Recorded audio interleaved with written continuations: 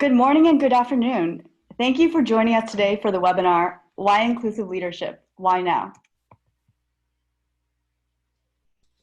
My name is Daphne Chan, Content Manager for Orange Grove Consulting. I'm here with Jodi Detjen, Managing Partner. Hi, everybody. We're looking forward to getting started. Just a few quick items. We plan 30 to 40 minutes together, and we're prepared to walk you through this topic and end with around 10 to 15 minutes of Q&A. For the Q&A, you should be able to see a Q&A box on your screen, so just please add your questions there and feel free to input questions during the presentation. We'll spend time at the end answering any questions you have. And if you have any technical issues, you can also ask in the Q&A and we'll do our best to help.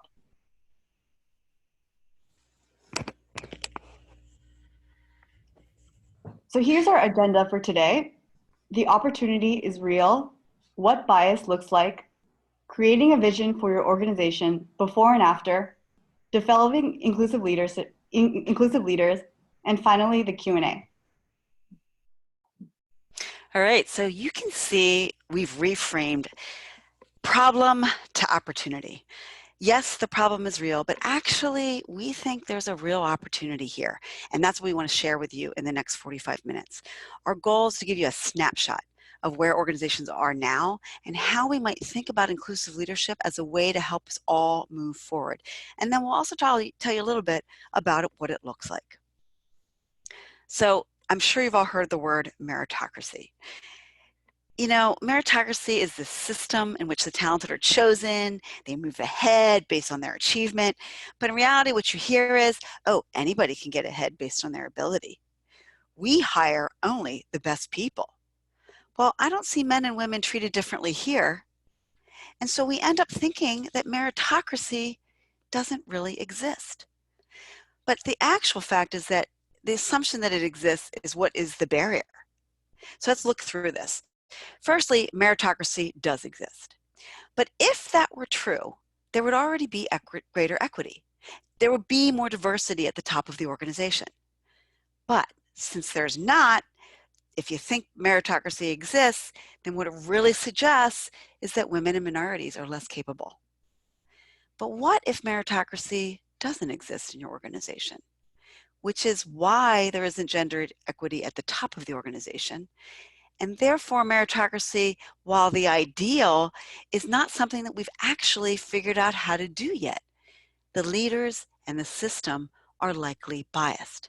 When we look at it like this, now we can start to see that we have to think about what to do and how to fix this situation. So the challenge is that when we use the word bias, now all of a sudden everybody's defensive. Oh my God, I'm not biased. And so people assume that as soon as you admit bias, now you intentionally are biased. And nobody wants to think of themselves like that. Nobody wants us to think that women or people of color are deliberately being held back. And nobody wants to think that they're the ones doing it. So there can even be fear that acknowledging the bias opens the organization to conflict and even blame. So there is a lot of resistance. But when we don't address bias, that's what's actually creating the conflict and blame. By ignoring it, we're building up the resentment. We're building up conflict. We're building up more finger pointing because the problems, the barriers are still there, but now they're hidden. They're not acknowledged. It's the unmentioned, the invisible, the embedded, the normalized, the practices, the norms that enable the barriers and put up the walls. Jodi, I know you want to paint a picture of what bias looks like at organizations. In this way, our participants can have some examples to share with their teams. Because as we know, bias is often hidden in plain sight. So Jodi, let's start there. Yeah, let me share a couple of stories. And these are stories that we've heard in our work. They're not ones we've made up. They're real stories. So at one company, there was this beloved female manager, and she stepped up into more senior level tasks when her director left the organization. And so for almost a year, she did the director level job at her lower pay, so at her existing pay. And everybody thought, oh my God, she's going to get promoted. She's doing such a great job. But instead, the company went outside and hired a director externally, and one who most people described as, quote, a mediocre male, clueless about the job and highly ineffective. The passed over woman, she was told, while you're highly effective at the job, your sweet, giggly personality doesn't fit with our senior leadership profile. So at this company, leadership was equated with a stereotypical male persona, and this became a progress barrier to anyone who didn't conform, regardless of ability. So let's look at the second example, the intangible. So here we were talking with a female HR director, and she told us, the problem with moving women from middle to upper management is that even when we identify the candidate as having met all the requirements, she's checked all the boxes, there's still something intangible that, senior leaders can't quite put their fingers on that make us hold her back from promotion. But these intangibles are problematic. They're problematic because the leadership team can't articulate them. And so therefore, the candidate can't get feedback and the women can't work on them. And so this particular woman got stuck. And the requirements for promotion, now they're unclear. And so candidates aren't getting the feedback that they need. And nobody's quite sure why one person gets promoted versus another. So let's look at the third example. Here we have the same managerial responsibilities. So early on, one person that we spoke with, who was a manager, she was told that her male subordinate, who backfilled her old position when she was promoted, would be given the same salary as she earned because he, quote, was the breadwinner in his family and needed it more. So she went to HR and said, hey, what's going on here? And they said, that's just the way things are. So she realized, what, in the company's eyes, I'm never going to be considered this man's supervisor. And the opportunities, he's going to try to undermine my authority. I just can't continue in this role. So guess what? She left. So biases about gender actually pervaded the compensation structure itself. Jodi, I think those examples really demonstrate the bias is everywhere and often is invisible. So now let's talk about what to do to create a vision of inclusion that starts to eliminate those hidden biases. I know you're going to share a before and after scenario to help us really visualize this transformation. Yeah, and I think it's really important because too often we stop at those stories. We stop where we're like, oh, look, it's bad here, it's bad here. And so people have no idea what to do about it. They just know that there's bias. So let's compare two leaders that we've come across in our work. So I want to demonstrate like a model employee that is still very prevalent in organizations today, and it's also been prevalent historically as well. So let's take Tom. So Tom is your mid-level manager. He's somebody that the clients like. He takes them on golf outings. He's taken them to the Celtics. I live in Boston. He's taken them to I actually went to the football team that shall not be named. He's cemented his extensive relationships and status within the industry. And his sales, he's a team player. He's always got the sales. So he's good. He's consistent. The employees in Tom's region, of course, are mostly white and they're mostly male. And most of Tom's customers are also white men. So although Tom's taken the firm's diversity and inclusion training, and you know what, Tom's the kind of person that he's never done anything sexist. Nobody would even consider that. It doesn't even come front of mind at all with him. And he feels he treats everyone exactly the same. So, externally he looks like he's a good guy. But then at some point, Tom got promoted, right? And he inherited a staff and a customer base that had more women, more people of color, LGBTQ members, and millennials. And now Tom starts to struggle. A woman manager complains that he always asks her to make copies and take notes in meetings. An African-American man says, I can't hang with this guy because he always wants to hold events at his golf club and it's all white. A Chinese-American customer drops their business to a competitor because one time Tom made a joke about fortune cookies. So nobody ever complains to Tom. No one has an outright conversation about him. And he thinks he's fostering meritocracy and promoting only the best. So when sales drop, most people aren't thinking about Tom. They're thinking about the fact that it's the competitors. So all this performance behavior is hidden. So what's the problem? What the problem is that Tom lacks the ability. He doesn't know how to foster and sustain a diverse team. But his weaknesses are hidden to the organization, and their impact on his performance are hard to measure. But Tom, he lacks experience building and managing diversity. He probably doesn't even understand the full benefits of having a diverse team because he has never had to. So it's no surprise when an organization has become vulnerable to new dynamic competitor, one that equips their managers to deal with diversity so they get better talent, one that matches what the customer base looks like so they get better customers. You know, it makes a lot of sense. So what could it look like? Let's look at Maya. So Maya is the manager of the future. So this is what we're starting to see and what we think proactively you can actually build. So in her company, and she's real, her company had an offering with declining sales. So, you know, the product team was like told, all right, go out, do more, do better, but you know, you don't have as much money. You don't have, you know, you can't sell it for as much because our customers telling us they can't afford it. So of course we've all been there, right? So the product manager, what she did was she assembled a diverse team. So she looked at it from a multitude of diversity pieces. Yes, it was cognitive. Yes, it was diverse in terms of the way people look, but it was also diverse in terms of cognitive diversity. And so she got new perspectives. And so she took this problem on head on. So in the process of finding solutions, so, you know, these meetings, it was pretty argumentative. And sometimes some of the conflict was uncomfortable. But Maya was a skilled facilitator. And so she focused on how to structure the meetings so that we could draw out the creativity. And she was capable of drawing out these new ideas from the multitude of team members. And so frustration was never allowed to boil over. It never became personal. The whole time she kept the team focused on the big goal. How do we compete? Wow.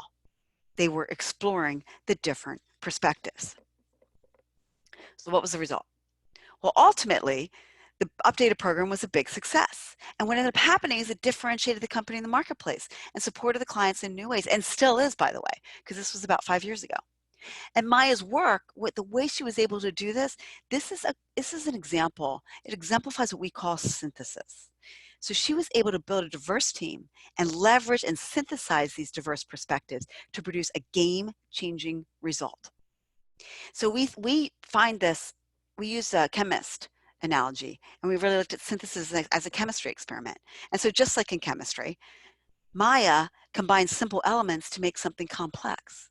She made a compound, and compounds can do things that individual elements cannot. Thanks, Jodi. So let's recap and then discuss how inclusive leadership training really fits into these scenarios. Right. So when we look at our inclusive leadership training, we base it on our inclusive leadership taxonomy, which we developed as we were looking at all these differences and how people were managing diversity. And this really focuses on how you develop a skill set along a continuum with diversity on one end and synthesis on the other. The idea is to help leaders and managers, team members, and even individual contributors so they can have the specific skill sets so they can move along the continuum. So Tom is an example of somebody who was be a prime candidate for this training. So at the beginning, through diversity, what we want to do is we want to try to create this motivation. So we think that Tom, he's probably pretty motivated to be successful, but he doesn't have the skill set, and he's never had the skill set to lead, never had to have the skill set to lead diverse teams. So we can motivate him to excel first by helping him understand the impact, the positive impact that it would have on his team. And we also want to personalize it and really talk about how much fun it could be for him too, to actually have a more diverse team to work with. Stage 2 is inclusion. And this is about how to understand that diversity. It could be about shifting mindsets and increasing understanding. It's also about empathizing with those that are different in some way. An example that an organization that I know did is they had these things called a library, human library, where people could take out a human and ask them questions about their experience so they could actually start to understand what it felt like to experience life from that perspective. Stage 3 focuses on engagement. And it's not until this stage that we can start to hear the voices. So we start to really think about what is it that people are bringing to the table. And so here we focus on facilitation and even meeting facilitation, because this is a skill that hardly anybody's teaching. If you're a facilitator, you've been taught, but rarely are managers taught this very intricate and delicate skill. Stage 4 is synergy. And it's this stage where Maya's been functioning. It's about the integration. It's about bringing in those disparate perspectives and integrating them to build something new. A key way to help leaders grow across this taxonomy is inclusive leadership training. Now, inclusive leadership training is active. That means it's not, blah, blah, blah, go do this and then leave. It doesn't work that way. It's actually very, very active so that you can practice these skills and make mistakes and learn from them in the moment. It's iterative. Now, all of this is based on our fundamental belief that leading inclusively is skill-based. People can learn. Our experience is that most people want to manage more inclusively, but they just don't know how. So when we give people the tools and the skills, they'll rise to the challenge because the organization now is saying, hey, this matters. You matter. We want to invest in you. So we know, everybody's talking about how inclusive leadership is a 21st century skill. We also know, or increasingly are learning, that it's a huge differentiator in the marketplace. And yet nobody, or rarely, are these skills taught. And they're rarely evaluated. People are just assumed to have them. They'll just occur naturally because we want them to. But, we did some research recently, and respondents told us that they felt only 21%. I want to repeat that number, 21%. That's less than a quarter of senior leaders were trained to manage diverse populations. Think about that for a minute. We are expecting leaders will naturally know how to be diverse, will naturally know how to be inclusive, naturally know how to engage, naturally know how to be synergistic, and yet we have no skills. We're not teaching them how to do it. How would they know this? Great, Jodi. So let's dive into how we at Orange Grove Consulting design inclusive leadership training to transform employees through training at each stage of the inclusivity continuum. Yeah, so what we've done is we've designed two levels of training programs. And of course, this can be morphed into multiple levels, but for the purposes of today, we'll just talk about it in two levels. Those that are have managerial responsibility and those that do not have managerial responsibility. So we'll start with those who do not. And we've really focused on four main areas.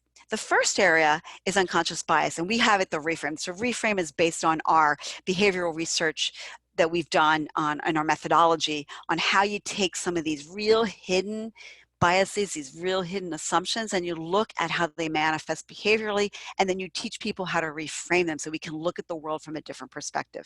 It's a very powerful and very action-oriented approach to unconscious bias that leaves people with action that they can take away. Number two is about managing conflict and direct speak. And so here what we're working with organization individuals at this point to do is to give them the specific skill in assertive communication so that they can say, here's my perspective. Here's how I feel about certain things. And it gives them a skill set to anticipate and then prepare for stereotyped reactions. So they have the ability to control and speak up. The third group of programs that we talk about is bringing your full self to work.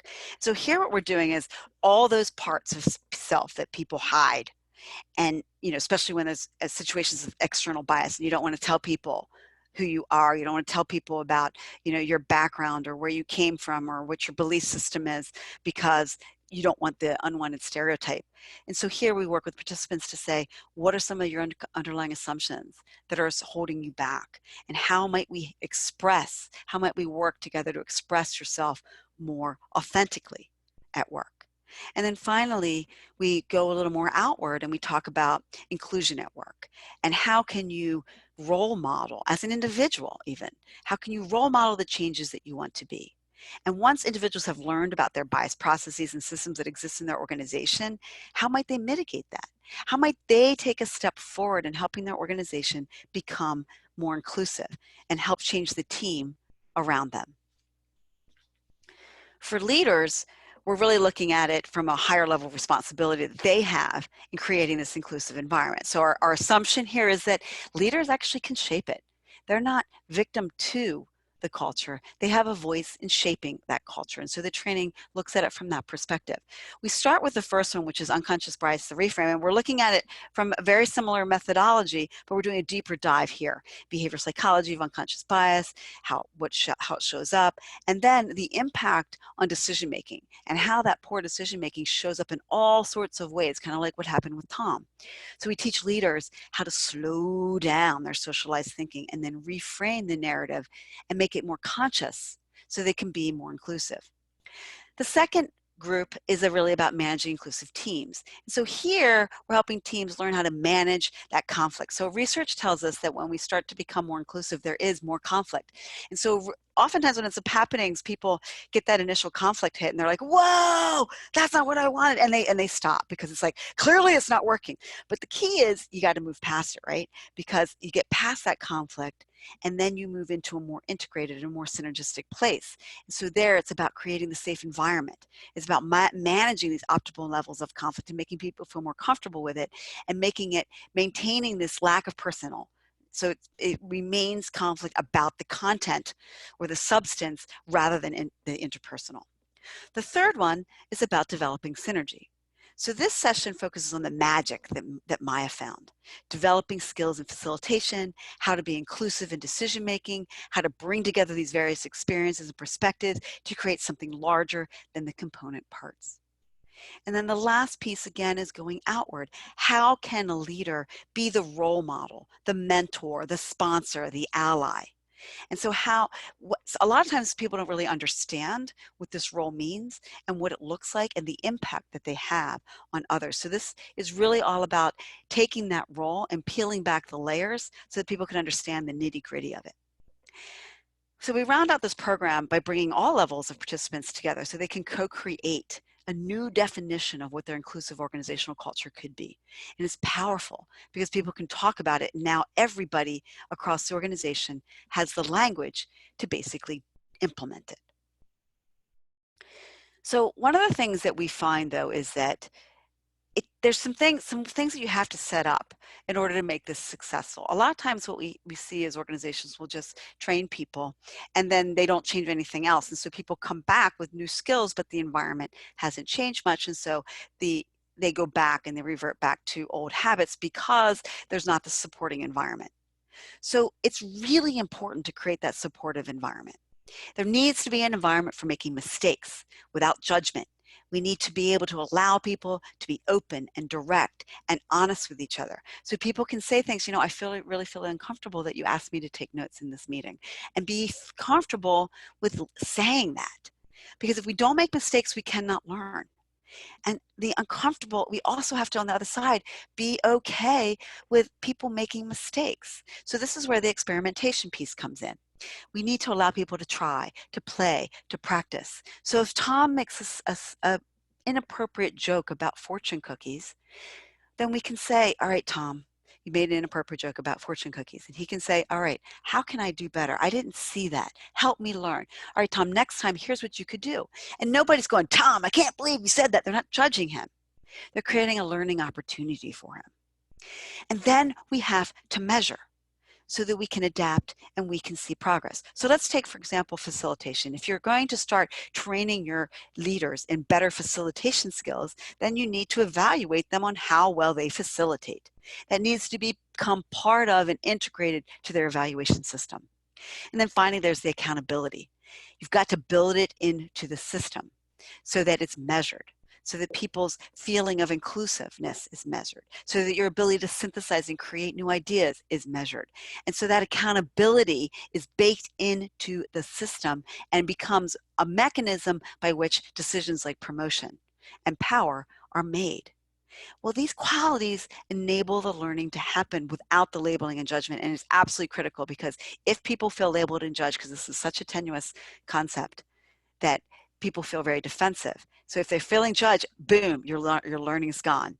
So instead, we want to create that safety for them too, so that they can practice and play. And it puts the learner in the center of the learning process, so they own and take responsibility for it. So what we want you to remember is that inclusion is skill-based and people can learn. This is doable. We just have to start. Awesome. So let's see if we have any questions. Our first question is, how do we start the process? Yeah, so it's interesting because we get this question a lot. And the most effective place to start is to really set out a vision of what the organization wants inclusive leadership to mean. So to create that environment that I spoke about on that last slide. Typically this will start at the senior level, maybe at a business unit or even at a team level, sometimes the organization, so that you can get buy-in and commitment. And the more inclusive that process is, the higher likelihood of success, as with any change process. But I also would say that you don't have to start in that big picture way. Sometimes you can just start in an area that's already working and strengthen those skills. So for example, you could take a group, maybe at a business unit level or a team level, and you're saying they're doing a really good job. So let's give them the extra skill set training that they need, and then let's measure them, and then let's show how they have done this and what they've done, so you can actually spread it more organically. The idea is that not you should start A or B, but you should think about where in your organization will it get the most traction, and then build it from there. Our next question is, can you talk more about the taxonomy? Do the trainings you have correlate with each level? Yeah, so the taxonomy was developed based on the research and our experience, and it really mirrors what we're seeing in the workplace. Most people are focused right now on diversity and inclusion, and some companies are moving towards engagement and synergy. So you've got a couple of really rock stars. So for example, in Accenture, which says we're going to have 50-50 women in leadership by 2025, I believe. Like, they're really way out there. They're far ahead of most organizations. So I think the idea is to really say, how can we build, where are we? And then know that each layer builds on each other, and they're also integrated so that different aspects are part of each other. So the trainings correlate, and then there's component parts that infuse across. So for example, if you take the aspect of inclusion, that's relevant across all the sessions except for the diversity and unconscious bias piece. So the sessions, if they're done as a program, can also use the various experience levels to bring home a different level of nuance. So for example, at the leader level, there's this large emphasis on facilitating inclusion and engagement to enable synergy. But at the employee level, this is going to be focused more on how they can bring in their own ideas.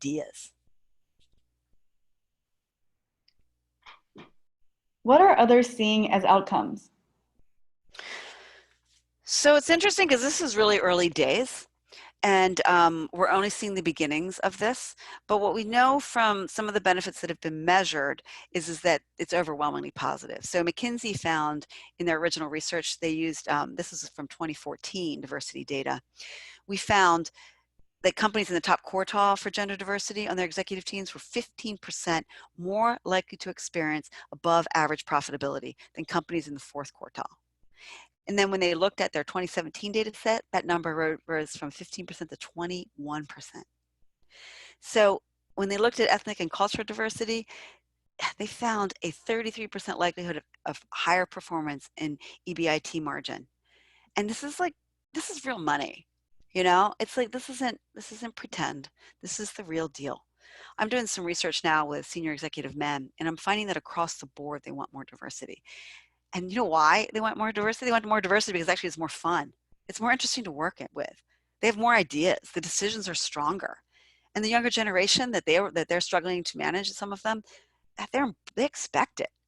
So it's like, you know, I'm not sure I should say this word, but some people are actually using the word boring when they talk about homogenous leadership groups. It's like, seriously, that's all you can come up with? It's kind of funny. At a training level, the outcomes are that people are more initially welcoming of difference.